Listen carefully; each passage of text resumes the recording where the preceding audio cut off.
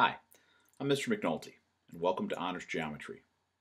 This class, this discipline of geometry, has been taught to Western minds for over 2,000 years, long before the time of Christ. And the study really begins with a gentleman named Euclid. He was a Greek mathematician who really organized all of the theorems and the postulates and the notions of geometry which had existed in his day. And he organized them into 6 books called the Elements of Geometry. We'll talk about those later in the course. But for this first video, we want to acquaint you with some of the very basic building blocks of geometry. Those being points, lines, line segments, rays, angles, triangles, and planes. So please take careful notes, work out the guided notes that I provided you in iTunes U. Rewind if you need to. It's very important that you go at a pace that's going to let you learn this material. And we'll work with the exercises tomorrow in class. There are some exercises included at the end of your guided notes. I'd like you to do those. But we'll do the ones from the book together in class tomorrow. So thanks for watching. Take good notes and go Ramblers. The basic building blocks of geometry are points. Points are just a position in space and are indicated with capital letters. They are infinitely small and, like I said, they just represent a position in space. Now, if we were to join all the points between two given points, like A and B, and continue that set of points beyond A and B, we would construct what's called a line. A line is infinite in both directions and infinitely thin. It's what Euclid called being without breadth. It had no width. Now, if we were to add another point and to then join point A to point C and all the points between, but then continue on past point C, you'd create half a line, or what's called a ray. A ray has an endpoint, A, and then it continues in a direction given by the second point, C. So this would be ray AC, as opposed to line AB. Line AB is highlighted there, and ray AC is highlighted there. Okay, now suppose that we just wanted to name the set of points between two given points, but nothing beyond them. Well, that will be what's called a segment. A segment is a finite geometric figure that has two endpoints. In fact, we use those two endpoints to name the segment. So let's take a look at what we have. We've talked about a line, which can be named by a lowercase letter, like J, or by any of the points that are on any 2 points that are on the line. So you have line AB or line BA. If you want to consider a third point on the line, like D, you could name this line AD, line BD, line DA, line DB. So as you can see, there's a lot of combinations. Now, rays are a little bit simpler. If we want to name the ray AC, we simply name it by the endpoint A first, and then any point which tells us the direction the ray is going. So this would be ray AC, but definitely not ray CA. Do you see why? Because if we called it CA, it would indicate that the endpoint is C. But it's not. The endpoint is A. Now, if we were to add another point anywhere on the segment, you could call it ray AE, and it would be logically equivalent to ray AC. So ray AE would equal ray AC, because the first point is just the endpoint, and the second one tells you the direction. Now, to name a segment, you just, as I said, use the endpoints. So this could be called segment BC or segment CB. There's really no other combination. If you added another point, like F, calling segment BF would only be the points between B and F. Segment CF would be the points between C and F. The ways to name the entire segment would either be BC or CB. Now let's talk a little bit about angles.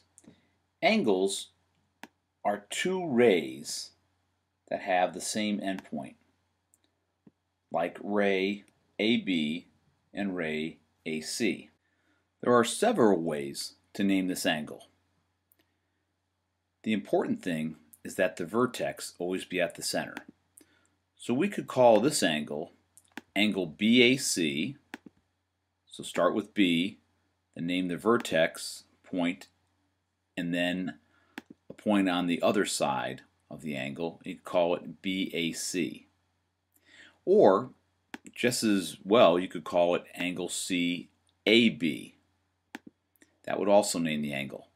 Or you could just name it by its vertex angle. The vertex is where the two rays meet. It's the common endpoint. And you could call this ray A. Or sometimes in diagrams you'll see the angles referred to by a number, like 1. It gets a little more confusing if we add another ray, like here in the middle. Or it could be off this way or up there. But if we add one right in the middle, we see that we now have 3 angles whose vertex is at A.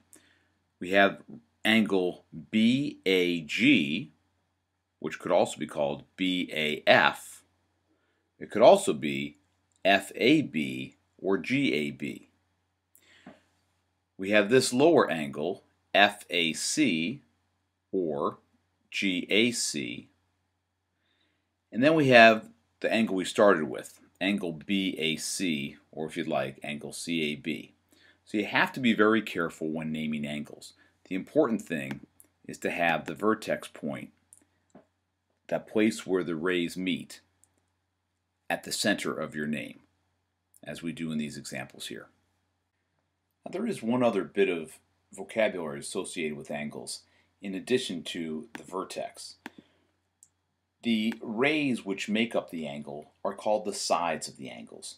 So this angle, angle A, or BAC or CAB, has sides AB and AC. Now, another important figure in geometry are triangles. Triangles are simply the union of 3 segments. So if I had segment AB and I combined it or united it with this segment and joined it to the third one, AC, I would have created the very familiar triangle. Triangles have 3 sides, as you know. So segment AB is a side, segment BC is a side, and segment AC is a side. And they have 3 angles, angle A, angle B, and angle C. The last of the building blocks of geometry would be planes. And a plane is represented in this text, as it is in most others, as something that looks a little bit like a parallelogram. But you'll notice that 2 of the sides are darkened and thickened. The other 2 sides remain your normal length or your normal width. So this may look like a parallelogram, but it's really meant to represent a plane. And planes are named typically by a letter in the lower corner. This letter may also be up in an upper corner, but typically you'll see it down here.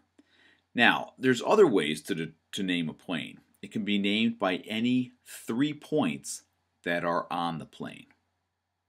So let's take a minute to talk about some vocabulary. When we talk about planes, we should bring up a word coplanar. And coplanar is very similar to another term, which we'll run into in another section or so, collinear. If points, lines, or segments lie in the same plane, then they are said to be coplanar.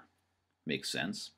And so if points, lines, segments, or angles or whatever do not lie in the same plane, then they are non-coplanar. So this is important vocabulary to keep in mind, this idea of coplanar points or coplanar lines. But let's talk then about the ways to determine a plane. There are 4 of them. The first would be 3 non-collinear points. Now be careful, don't confuse collinear with coplanar. Coplanar is on the same plane. Collinear would be on the same line. And as you can see, we have 3 points here, A, B, and C, that are certainly not collinear. You couldn't draw a line that would contain A and C and also B. It wouldn't be straight. So A, B, and C are 3 non-collinear points, and they determine this plane. The only flat surface that could contain A, C, and B would be plane M.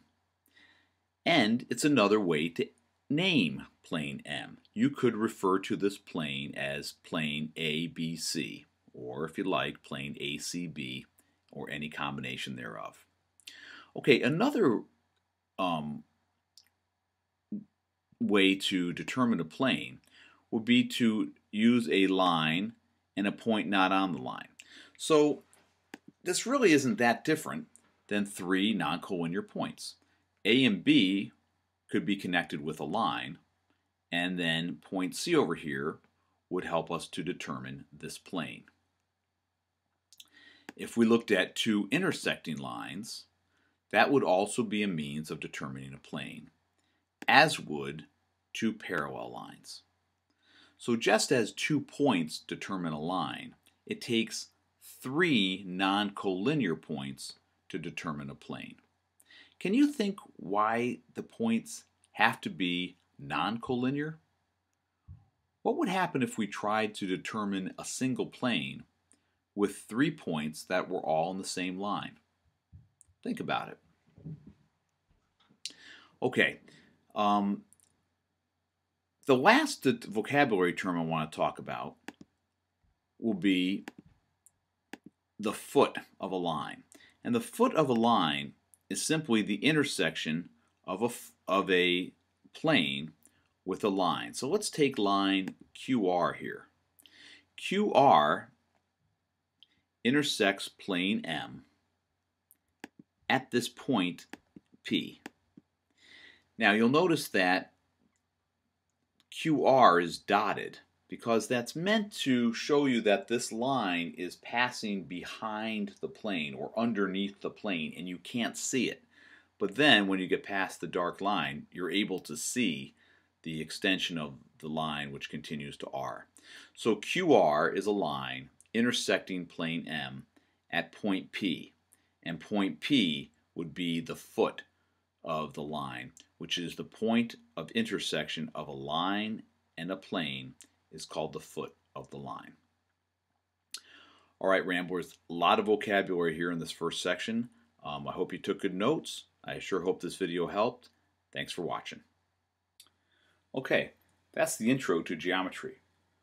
I hope that you found it helpful. Don't be afraid to rewind, hit pause, and go over any parts that you found confusing. You can also bring some questions tomorrow to class. I've also attached just one EduCreations video, which gives you a small tutorial on how to handle union and intersection. It's a couple of concepts that have given students problems in past years. So, thanks for your attention, and I look forward to seeing you tomorrow. Bye.